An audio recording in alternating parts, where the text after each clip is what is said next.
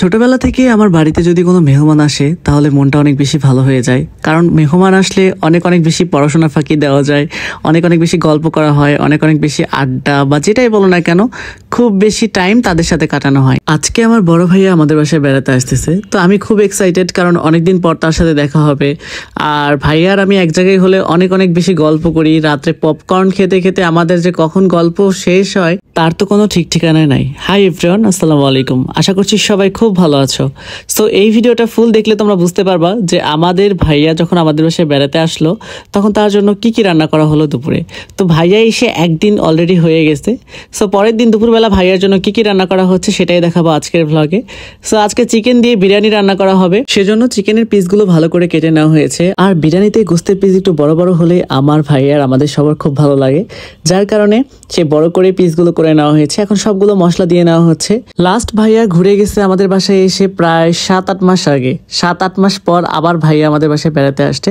সে ঢাকাতে জরুরি একটা কাজে এসেছিল, সে কাজে এসে আমাদের বাসায় হুট করে তার আসার কথা মনে হয়েছে, যার কারণে সে আমাদের বাসায় বেড়াতে এসছে।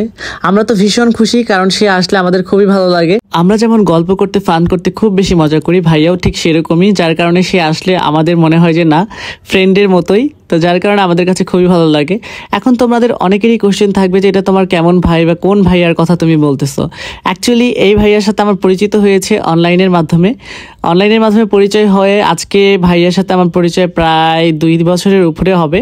অ্যাকচুয়ালি বড় ভাইয়ের কাছে আমি কখনো কোনো গিফট আগবাড়ায় যাই না, বাট বড় ভাইয়া আমাকে অনেক কিছু গিফট করে, এটা আমার কাছে খুবই ভালো লাগে। ছোট ভাই হিসেবে গিফট পেতে কার না ভালো লাগে। তো ভাইয়া মাঝে মধ্যে আমাকে টুকটাক কিছু না কিছু গিফট করে, আমার কাছে তো খুবই ভালো লাগে ভাইয়ার এই ব্যাপারটা।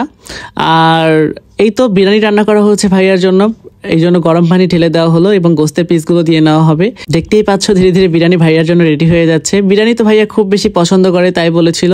আজকে ভাইয়ার জন্য মাছ আইটেম রান্না করতে চেয়েছিলাম, ইভেন হচ্ছে আদার্স যে যা যা আইটেম রয়েছে আর কি। গতকালকে গোস্ত আইটেম খাওয়া হয়েছে, যার কারণে আজকে ভেবেছিলাম মাছ আইটেম রান্না করা হবে। কিন্তু ভাইয়া মাছ আইটেম খেতে খুব একটা ইন্টারেস্টেড ছিল না, কারণ আমি বাইরে যে নিয়ে আসবো একটু টাইম লাগবে। আমি বাসায় যদিও ছিলাম না, গ্রামের বাড়িতে গিয়েছিলাম, তোমরা সবাই জানো, এই জন্য বাসার বাজার করা হয়নি। তো ভাইয়া এই জন্য বলতেছিল যে ঠিক আছে তুমি বিরিয়ানি রান্না করো, তাই ভাইয়ার জন্য আজকে বিরিয়ানি রান্না করা হয়েছে। সাথে গরুর গোস্ত আর ডিম তো ছিলই। তো এই তো আমি খাওয়া স্টার্ট করে দিলাম। বাহ, খুব টেস্টি হয়েছে। ভাইয়াও সাথে খাওয়া শুরু করে দিল, আর ভাইয়াও বললো যে হ্যাঁ খুব মজা হয়েছে, বাট গোস্তটা আর একটু সিদ্ধ হতো, আর একটু টাইম নিয়ে থাকলে হয়তো আর একটু পারফেক্ট হইতো। বাট ভাইয়ার কাছে অনেক ভালো লেগেছে, এটাই অ্যাপ্রিসিয়েট করেছে ভাইয়া, এই জন্য আমাদের কাছে খুবই ভালো লেগেছে।